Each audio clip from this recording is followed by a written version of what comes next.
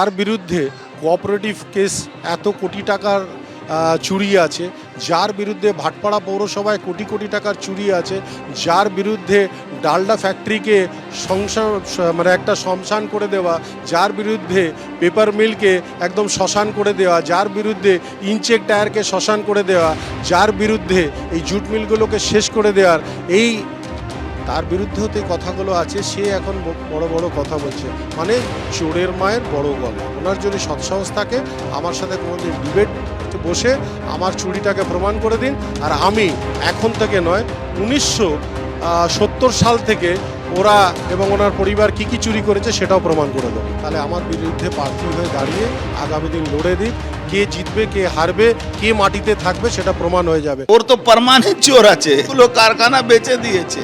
লোক আপনি খুঁজে পাবেন না যার একটা জমি কিনেছে বা বেচেছে তার থেকে পয়সা নেয়নি। রিক্সাওয়ালাকে জিজ্ঞেস করুন কি লোহা চোর কাকে বলা যায়। প্রোটেকশন দিচ্ছে, সেও ওকে লোহা চোর হিসাবে চিনে। বুঝবে কত ধান কত চেল। অর্জুন সিংকে জগদ্দলের প্রার্থী হওয়ার চ্যালেঞ্জ ছুড়েছিলেন সোমনাথ শ্যাম। জগদ্দল থেকে পালিয়ে গিয়েছেন অর্জুন সিং। আক্রমণ জানিয়েছেন সোমনাথ শ্যাম। চোরকে ধরতে পুলিশ পাঠিয়েছে। পাল্টা নোয়াপাড়া বিজেপি প্রার্থী Arjun Singh.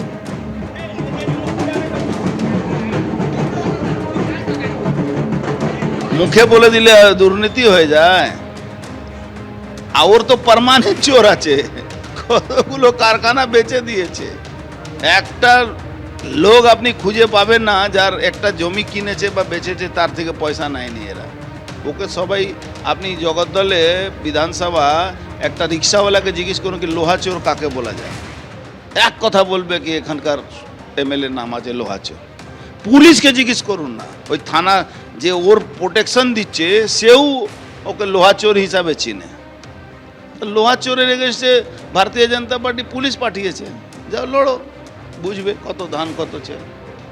General police officer, একটা চোরকে ধরার জন্য তো পুলিশই লাগবে। আমি কি চোরকে থোড়ে ধরবো? আমি বেশি করে চোর চোর হাল্লা করতে পারবো, তাড়াতে পারবো, কিন্তু পুলিশই তো ধরবে চোরকে। যার বিরুদ্ধে কোঅপারেটিভ কেস এত কোটি টাকার চুরি আছে, যার বিরুদ্ধে ভাটপাড়া পৌরসভায় কোটি কোটি টাকার চুরি আছে, যার বিরুদ্ধে ডালডা ফ্যাক্টরিকে একটা শ্মশান করে দেওয়া, যার বিরুদ্ধে পেপার মিলকে একদম শ্মশান করে দেওয়া, যার বিরুদ্ধে ইনচেক টায়ারকে শ্মশান করে দেওয়া, যার বিরুদ্ধে এই জুট মিলগুলোকে শেষ করে দেওয়ার তার বিরুদ্ধেও তো এই কথাগুলো আছে। সে এখন বড় বড় কথা বলছে, মানে চোরের মায়ের বড় গলা। তো উনি বলছেন ওনার কাছে আর কিছু বলার নেই মিডিয়ার মাধ্যমে এবং মিডিয়ার সামনে ছাড়া ওনার কাছে আর বক্তব্য রাখার মতন কিছুই নেই। ওনার যদি সৎসাহস থাকে আমার সাথে কোনোদিন ডিবেট বসে আমার চুরিটাকে প্রমাণ করে দিন, আর আমি এখন থেকে নয় 1970 সাল থেকে ওরা এবং ওনার পরিবার কি কি চুরি করেছে সেটাও প্রমাণ করে দেবো। চ্যালেঞ্জ ছুড়েছিলাম, যদি দম থাকে তাহলে আমার বিরুদ্ধে প্রার্থী হয়ে দাঁড়িয়ে আগামী দিন লড়ে দিক, কে জিতবে কে হারবে কে মাটিতে থাকবে সেটা প্রমাণ হয়ে যাবে। এবিপি আনন্দ, এগিয়ে থাকে এগিয়ে রাখে।